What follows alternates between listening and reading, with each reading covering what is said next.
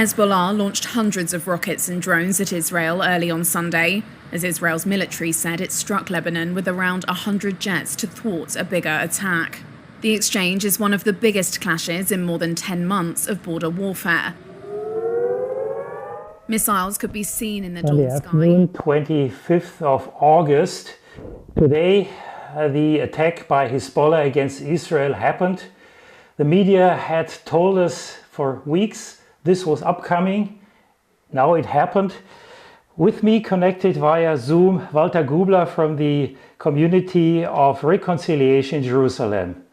Hello, Walter. You are living in Jerusalem. Did you notice any of the attacks this morning? Actually not.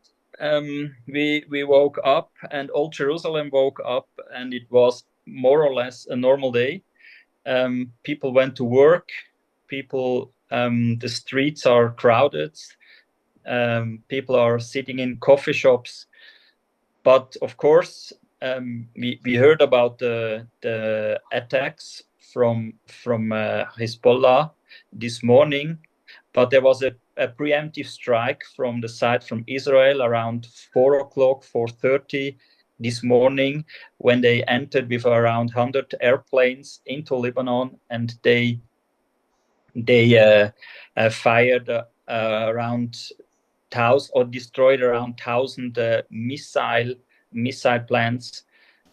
Excuse me to interrupt, but it seems that this was just as much God's protection as it was a military success by the Israeli Defense Forces. Yes, that's right. It was really an answer of prayer that these missiles did not hurt people in Israel. As far as I know, until now, there was no casualties, no physical hurts. And so this was, and God answered prayers. And this is why we really need to pray in this situation, because the story is not over. The Hezbollah and other countries like Iran, like the Houthis in Yemen, they are saying that they want to strike again. And so we have to pray that God will intervene and will protect this land.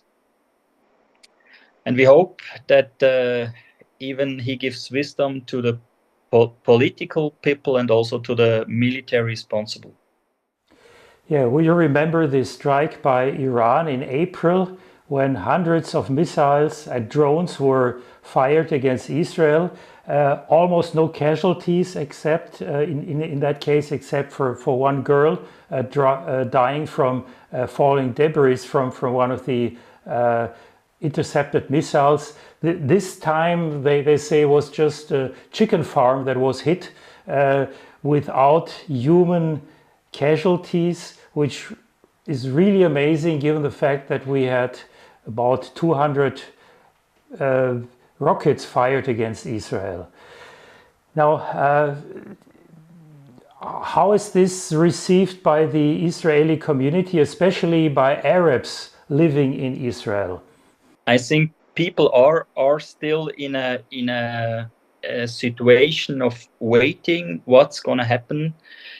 I think the Arab population is of course trying all the time to say the media that they are the victims and not the aggressor, but in fact it was Hamas that started this war, and they want to eliminate the state of Israel. That's I would say this is the plan of the Muslim Arabs in this land.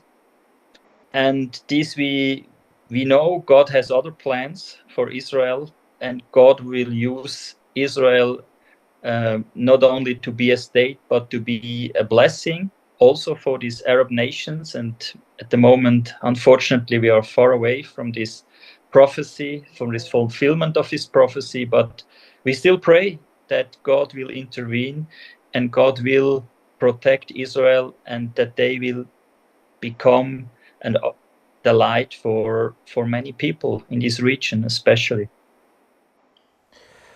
Now, it's obvious that we should pray for the peace of Jerusalem, as the Bible commands us, and many of us do. On the other hand, there are also some other prayer needs, especially for your community, the Community of Reconciliation. You're doing a very outstanding work, especially among Arab Israelis.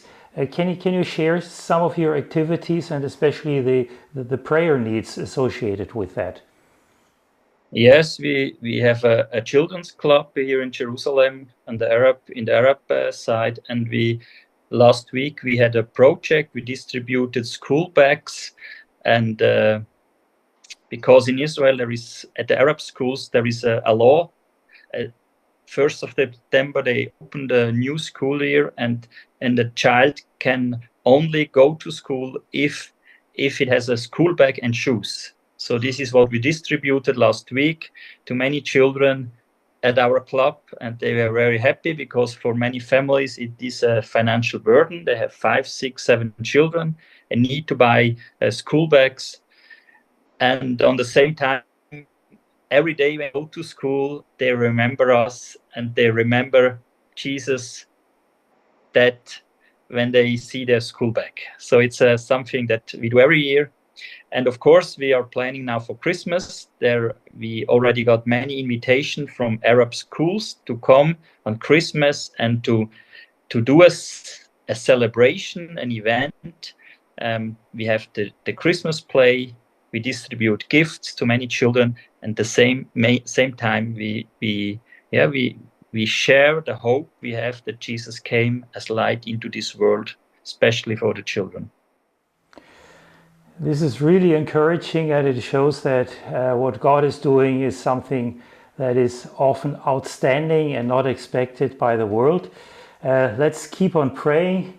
Let's keep our communities informed of what is happening here. So please share this video, and to you, Walter, give our greetings to all of you in the Community of Reconciliation. May God bless you and bless your work, and keep His protection over you in these difficult times. Thank you. Thank you, Joe.